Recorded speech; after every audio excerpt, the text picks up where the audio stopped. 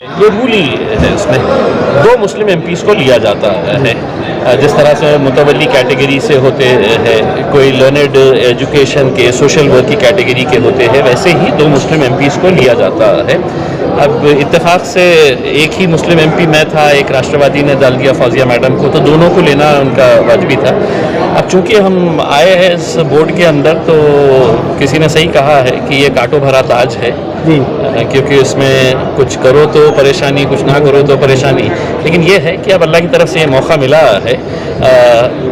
मुझे आगे क्या करना है पता नहीं है, लेकिन जिन जिन लोगों ने धांधलियाँ किए हैं उनको अंदर भिजाने का मेरी पूरी मंशा रहेगी, कोशिश रहेगी कि जिन जिन लोगों ने ये जायदादों को अपनी जागीर समझे थे उनके ऊपर जैसे आने वाले ये रूल ही है, इसमें दो मुस्लिम एमपीज़ को लिया जाता है।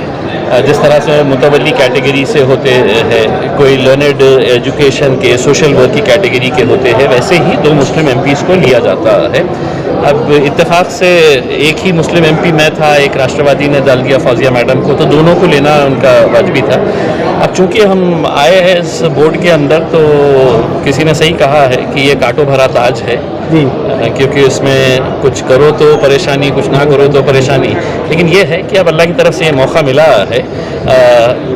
मुझे आगे क्या करना है पता नहीं है, लेकिन जिन जिन लोगों ने धांधलियाँ किए हैं उनको अंदर भिजाने का मेरी पूरी मंशा रहेगी, कोशिश रहेगी कि जिन जिन लोगों ने ये जायदादों को अपनी जागीर समझे थे उनके ऊपर जैसे आने वाले ऐलान कर दिया गया था, अब भी वो आंदोलन हम देखने की अब तो और ज़ोरदार तरीके से होगा, ज़ोरदार तरीके से होगा, क्योंकि ये लड़ाई मैं समझता हूँ इतनी आसान नहीं है कि हम किसी मीटिंग के अंदर बैठे या सदस्य हो गए है करके।